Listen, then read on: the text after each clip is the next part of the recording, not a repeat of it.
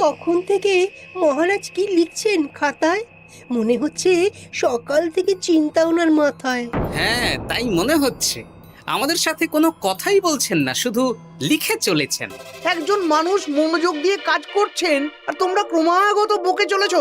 না, আসলে মহারাজ কি কারণে চিন্তিত সেটা জানতে না পারলে আমাদেরও চিন্তা হয় বই কি। হুম অর্থ বুঝলে, অর্থ। রাজকোষের অবস্থা খুবই খারাপ, আর সামনেই তো শিবরাত্রি পুজো। কিভাবে যে কি হবে কিছুই বুঝতে পারছি না। মহারাজ, এরকম হলে এবারে কিভাবে পুজো হবে? শিবরাত্রির পুজোয় তো অনেক খরচ। এত লোকজন আসেন, তাদের জন্য ভোগের প্রসাদের ব্যবস্থা করা তো মুখের কথা নয়। এবার তোমাদের সবাইকে দায়িত্ব নিতে হবে। আমরা সবাই। কি দায়িত্ব মহারাজ? আমি গতকাল তোমাদের রানীমার সাথে এই ব্যাপারে কথা বলেছি। রানীমা কি বললেন মহারাজ? দেখো, তোমরা সব সভাসদেরা যদি মুক্ত হস্তে দান করো আর রাজকোষ থেকেও যতটা সম্ভব অর্থ সাহায্য দিয়ে এবারে পুজো এবং ভোগের আয়োজন তাহলে সুসম্পন্ন করা যাবে। দানের চেয়ে বড় পুণ্যকর্ম আর কি আছে? যে সভাসদ সবচেয়ে বেশি দান করবে তাকে পরে কিছু অর্থ সাম্মানিক হিসেবে দেওয়া হবে। আচ্ছা মহারাজ। তাহলে আজ রাজসভার আলোচনা এইটুকুই রইল, বাকি কথা পরে হবে। বলি গিন্নি, আমি খুব সমস্যার মধ্যে আছি বুঝলে। হ্যাঁ, তোমার তো অর্থের টান ধরলেই আমার কথা মনে পড়ে গো। কি করে বুঝলে? বাবা, বুঝবো না? এতদিন ধরে তোমার সাথে সংসার করছি, তাও বুঝবো না? আমি কি আজকাল আর তোমার কাছে চাই বলো? আমার মা আমার নাম রেখেছিল পার্বতী, আর বলেছিল দেখিস তুই ভগবান শিবের মতন বর পাবি। তোমাকে পেয়েছি, কিন্তু সাথে পেয়েছি অভাব। হ্যাঁ, সে যতই অভাব হোক, মন্ত্রী মশাইয়ের মতো স্বভাব তো নষ্ট করিনি গিন্নি। সেই জন্যেই তো তোমার সংসারে পড়ে আছি গো, নইলে কবে এই চাল চুলোহীন সংসার ছেড়ে চলে যেতুম। হ্যাঁ, বলছি শোনো না, এই কিছু মোহরের খুব দরকার। এবার মন্দিরে শিবরাত্রির পুজো হবে, কিন্তু মহারাজ তেমন খরচ করতে পারবেন না। তাই কি? তাই আমাদের সব সভাসদদের বলেছেন দান করবার জন্য। এই দেখো, আমার যা গয়নাগাটি ছিল সবই তো বন্ধক রাখা আছে, নইলে বলতাম। আরে বাবা, সে তো জানি, কিন্তু আর কোনো উপায় নেই। কি বলি বলো তো? দেখি কি করা যায়। আরে বাবা রে বাবা, এত চিন্তা ভাবনা না করে বাবা মহাদেবের ওপর ভরসা রাখো গো, উনি কোনো একটা পথ দেখাবেন। দেখো, দেখা যাক গিন্নি, উনি এখন আমার আশা ভরসা।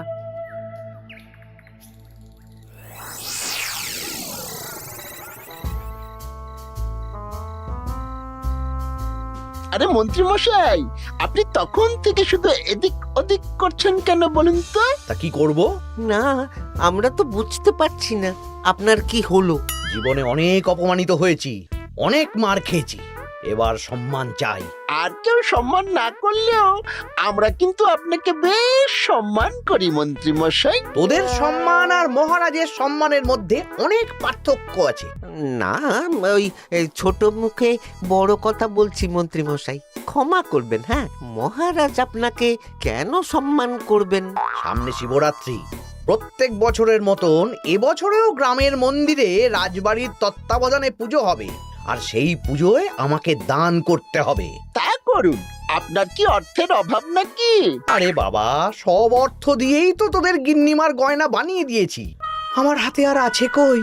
ও, এই সামান্য ব্যাপার। আপনি মাছের তেলে মাছ ভাজুন। হ্যাঁ, আমিও তো তাই বলতে চাইছি। খোলসা করে বলতো তুই কি বলতে চাইছিস? মানে আমি বলতে চাইছি, আপনি আমাদের দায়িত্ব দিন, আমরা রাজ্যবাসীদের থেকে চাঁদা তুলবো, ভিক্ষে করব। আরো অনেক কায়দা করে অর্থ উপার্জন করে আপনার হাতে দেব, আর সেই অর্থ আপনি নিজের বলে চালিয়ে দেবেন। ব্যাস, তাহলে তো আমার 90% চিন্তাই মাথা থেকে নেমে গেল। ব্যাস, আর কোনো চিন্তা নেই।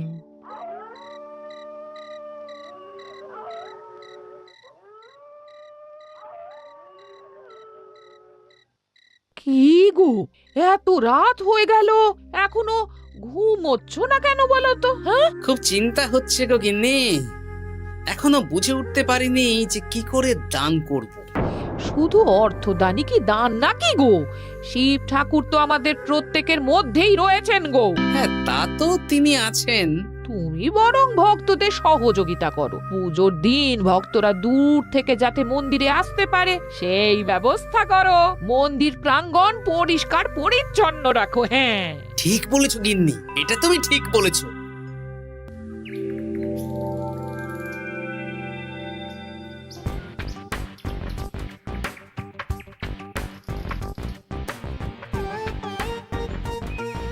এই যে বাড়িতে কে আছেন? মন্ত্রী মশাই বলুন। হ্যাঁ, তা প্রত্যেক বছরের মতন এই বছরেও তো শিবরাত্রি উপলক্ষে মন্দিরে পুজো হচ্ছে, জানেন তো? হ্যাঁ, সে তো জানি, কিন্তু আমার গিন্নির পায়ে এত ব্যথা যে এবারে আর জল ঢালতে যেতে পারবে বলে তো মনে হয় না। তাতে কি, আপনি দান করুন, বাবা দূর থেকে আশীর্বাদ দিয়ে দেবেন। দান? তা কিসের দান? এত ধুমধাম করে পুজো হবে, তার দান। এ কি, এতদিন ধরে মন্দিরে তো দান দেওয়ার কোনো ব্যাপার ছিল না। এবার আছে। দান করা সবচেয়ে বড় ধর্ম। আহ, আমরা বুড়ো বুড়ি খুব অল্প অর্থে সংসার চালাই। আমাদের ছেলে যেটুকু পাঠায় তা দিয়েই চালাই। আমরা আর কি দান করব মন্ত্রী মশাই? দরকার হলে কদিন না খেয়ে থাকবেন, বাবার নামে উপোস করবেন, আর যে দান করবে না আমি তাকে এই রাজ্যে থাকতে দেব না। ওরে বাবা রে, দিচ্ছি দিচ্ছি দিচ্ছি। আর শুনুন, এই দানের ব্যাপারটা যেন 5 কান না হয়, নইলে কিন্তু। ওরে বাবা, না না না, ঠিক আছে ঠিক আছে। আজকে সারাদিনে ভালোই রোজগার হয়েছে, কি বলিস বটা? হ্যাঁ, কালকে আবার সারাদিন চাঁদা তোলা হবে। চাঁদা নয়, বল চাঁদার নামে দান তুলছি। হ্যাঁ, আর যা ভয় দেখাচ্ছি, কেউ ভয় মুখ খুলবে না। এই তো যাই, এরকম চলতে থাকলেই আমাকে সেরার সেরা দানি হওয়া থেকে কেউ আটকাতে পারবে না। এই তুমি এই ভর দুপুরে বস্তা কাঁধে নিয়ে কোথায় যাচ্ছ গো? একটু জঙ্গলের দিকে যাচ্ছে গিন্নি, শুকনো কাঠ নিয়ে আসি। পুজোর দিন তো ভোগের রান্না করতে জ্বালানি লাগবে, দেখি শুকনো কাঠ নিয়ে রাজবাড়িতে দিয়ে আসবো। বেশ বেশ বেশ, যাও। হে দেবাদিদেব মহাদেব, তুমি একটু দেখো বাবা।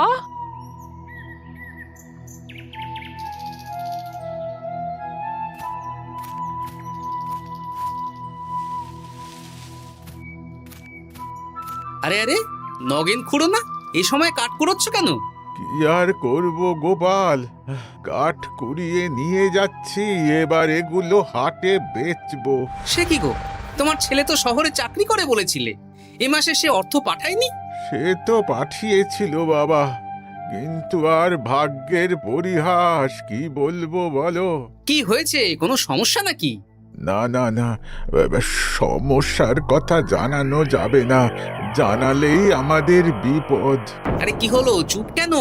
কি গো খুড়ো, কিছু বলো। কাউকে বলবে না তো বাবা?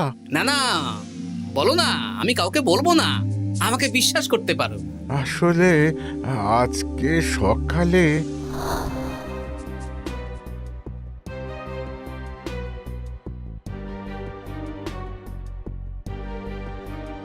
হ্যাঁ, মন্ত্রী মশাই? হ্যাঁ, শুধু আমাদের বাড়ি থেকে না, গ্রামের সব বাড়ি থেকে তুলেছে।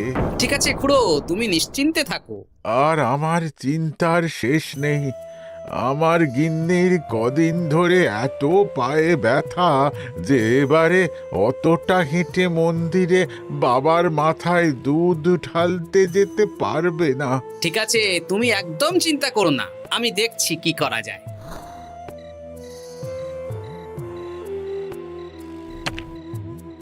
প্রহরী, এটা ভাড়ার ঘরে রেখে দিয়ে এসো।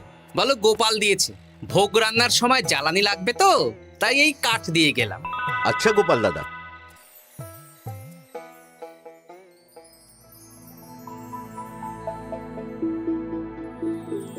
তারপর সবাই কিছু অর্থের যোগান করতে পারলে মহারাজ, আমি 5 মোহর অর্থ সাহায্য করতে চাই। আমিও 5 মোহর মহারাজ। বেশ। গোপাল, মহারাজ, এখন আমার হাত একদম খালি, তাই আমি অন্যভাবে সহযোগিতা করার চেষ্টা করছি। কিরকম? এই তো গতকাল আমি 1 বস্তা কাঠ দিয়ে গিয়েছি, আজকে আরো দেব। তারপর আগামীকাল মন্দির চত্বর পরিষ্কার করব, আগাছা পরিষ্কার করব, পুজোর দিন ভিড় সামলাবো, যারা দূর থেকে আসবে তাদের একটা গরুর গাড়ি করে নিয়ে আসবো। আচ্ছা, বেশ বেশ, কর। মন্ত্রী, মহারাজ, এই নিন। এতে 200 মোহর আছে, আমি আরো দান করব, আপনি কোনো চিন্তা করবেন না মহারাজ। বাহ বাহ বাহ বাহ বাহ, এ তো বিশাল ব্যাপার। আমি জীবনে অনেক পাপ করেছি, তাই এখন দান করে একটু যদি পুণ্য লাভ হয় সেটাই আশা। বেশ বেশ। পণ্ডিত, তুমি আর রাজবৈদ্য তাহলে পুজোর দশকর্মা দ্রব্যাদি কেনাকাটা শুরু করো। এখন ধারে নিয়ে আসবে, পুজোর পরে সব শোধ করে দেওয়া হবে। আচ্ছা মহারাজ, ঠিক আছে। তাহলে আজকে আমি আর পণ্ডিত মশাই দুজনে বাজারের দিকে যাব আর সব দশকর্মার দ্রব্যাদি কিনে নিয়ে আসবো। হ্যাঁ হ্যাঁ, তাই কর।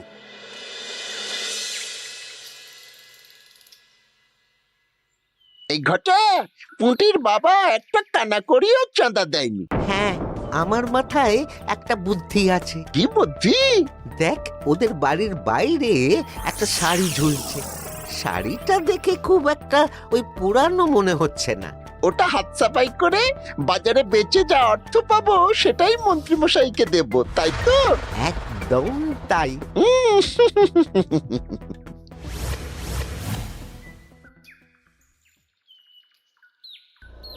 হাই পুটি, দেখ তোদের বাড়ি থেকে বটা ঘটা কাকা শাড়ি চুরি করছে। হ্যাঁ, তাই তো। ন্যাপলা, ওরে বাবা রে, মরে গেলাম রে, ওরে মরে গেলাম, পালাও পালাও পালাও, ওরে বাবা। এই কি হয়েছে রে? চিৎকার করছিস কেন? আর বটা ওভাবে পালালো কেন? এই বটা ঘটা কাকা ওই পুটির মায়ের শাড়ি চুরি করে পালাচ্ছিল, আমরা ধরে ফেলেছি। সাব্বাস, এই তো চাই। তার মানে মন্ত্রী মশাই এখন দান করার জন্য চুরিও করাচ্ছে। বাহ! কি ভাবছো গোপাল দাদা? না, কিছু না। আচ্ছা পুটির বাবা, তোমাদের বাড়ি মন্ত্রী মশাই চাঁদা তুলতে আসেননি? এসেছিলেন তো, কিন্তু আমি বলে দিয়েছি আমি পারবো না। নিজেদের বীজ ধান কেনার অর্থ নেই, চাঁদা দেবো কি করে? আচ্ছা, এই ব্যাপার, এবার বুঝতে পেরেছি। অনেক ভয় দেখালেন, চমকালেন, কিন্তু কিচ্ছু দিইনি। তাই বটা ঘটা চুরি করতে এসেছিল, বুঝেছি। বেশ, এই সাবধানে থেকো। কিভাবে যে সংসার চালাবো? শোনো পুটির বাবা, তুমি এক কাজ করো। বলো। জঙ্গলে অনেক ধুত্র গাছ, আকন্দ গাছ আছে। তুমি পুজোর দিন সকাল থেকে মন্দিরের কাছে একটা ফুল মালা বেলপাতার দোকান দাও। এটা ভালো বুদ্ধি দিয়েছো। আমি তো এখন মন্দির প্রাঙ্গণ সাফ সাফাই করতে যাচ্ছি, আমি বরং কাজের ফাঁকে তোমার জন্য একটা ছাউনি দিয়ে মন্দিরের কাছে দোকান বানিয়ে দেব। তাহলে তো খুবই ভালো হয়।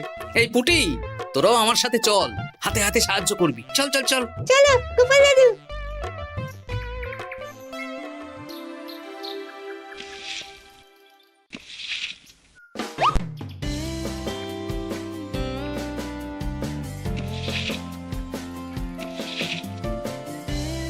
দাদু, এই জায়গাটা গর্ত আছে, তাই মাটি নিয়ে এলাম। এই তো বুদ্ধিমান ছেলে, এবার ঢেলে দে। ব্যাস, এখানটা এবার ঠিক হয়ে গেল। দেখি এবার মন্দিরের পিছনের দিকটা একটু পরিষ্কার করে দিই।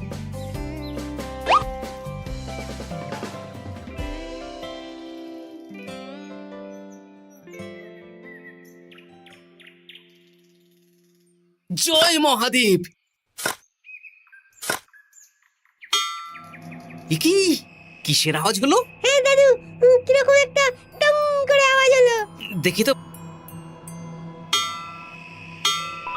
আরে বাবা, এ তো ঘোড়া মনে হচ্ছে। হ্যাঁ তাই তো মনে হচ্ছে। জয় মহাদেব। বের করো বের করো। এই তো।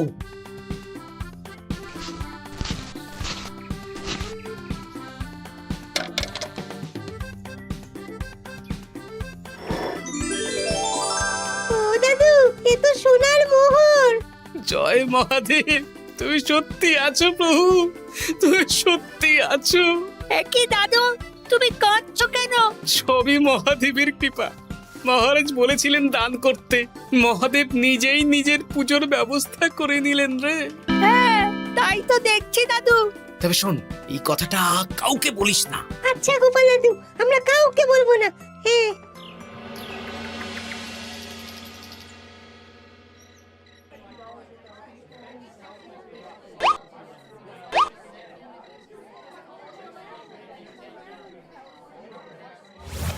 এবার আগামীকাল পুজো।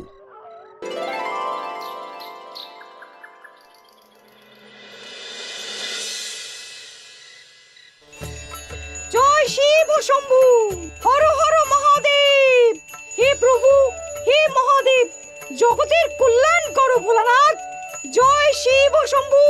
জয় জয় শিব শম্ভু, জয় শিব শম্ভু। বাবা দেখো বাবা, বাহ বাহ বাহ বাহ, এই তো সব ভালোই হচ্ছে।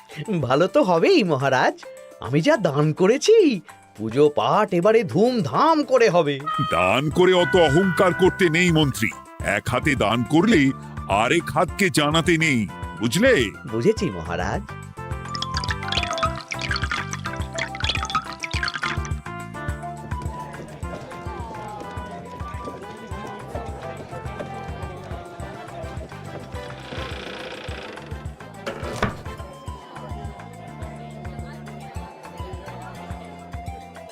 আসুন খুড়িমা, আপনি আসুন। সত্যি গোপাল, তোমার মতো মানুষ হয় না। আমার পায়ে বড় ব্যথা, ভেবেছিলাম এই বছর হয়তো মন্দিরে আসতেই পারবো না। আহা, আমি তো আপনার ছেলের মতন। আর কাল আবার আসতে হবে, বড় মাঠে ভোগের আয়োজন আছে, গাড়ি পাঠিয়ে দেব, কেমন? বেঁচে থাকো বাবা, বেঁচে থাকো। দেখো দেখো গোপালকে দেখো, ও হয়তো অর্থ সাহায্য করেনি, কিন্তু অন্যভাবে কত সাহায্য করছে। এই মন্দির প্রাঙ্গণ থেকে সব আগাছা পরিষ্কার করেছে। মহারাজ, আপনার সাথে কিছু কথা আছে। কি কথা? এখানে বলা যাবে না, যা বলবো আড়ালে। আচ্ছা চল।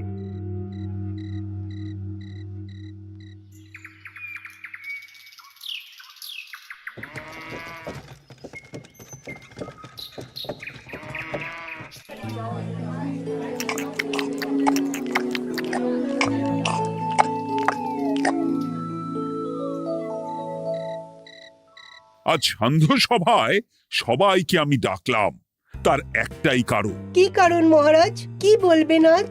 গতকাল শিবরাত্রির পুজো আর আজ বেলার পুজোর ভোগ গ্রহণ পর্ব বেশ ভালোভাবেই সুসম্পন্ন হলো। এতে আমি খুব খুশি ও শান্তি পেয়েছি। তাই মহারাজ আমাকে সম্মান প্রদান করবেন, তাই তো?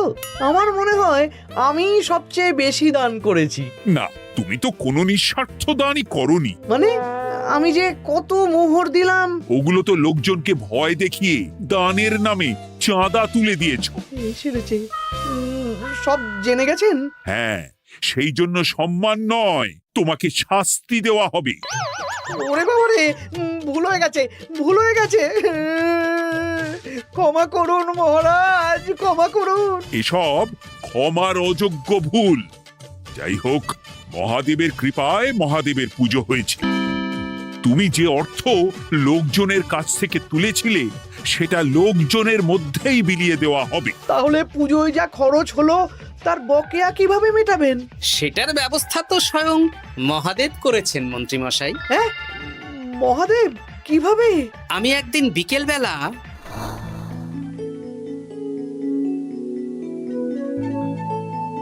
ওরে বাবা, এক ঘোড়া সোনার মোহর। হ্যাঁ, এক ঘোড়া সব মহারাজকে দিয়ে দিয়েছি। আর এই দান সংক্রান্ত যে অর্থ সাম্মানিকের কথা বলেছিলাম তা পাবে গোপাল। ধন্যবাদ মহারাজ। তবে মন্ত্রী মশাই যে অর্থ লোকজনের কাছ থেকে বলপূর্বক তুলেছেন সেটা দিয়ে গরিব চাষি ভাইদের বীজ কেনার অর্থ দান করা হবে। আর মহাদেবের কৃপায় যে এক ঘোড়া মোহর পাওয়া গেছে তা দিয়ে বকেয়া মেটানো হবে। সাবাস গোপাল, সাবাস। এই না হলে আমার গোপাল। সাধু সাধু। আর মন্ত্রী মশাইকে কি করা হবে? ওকে কাল শাস্তি দেওয়া হবে।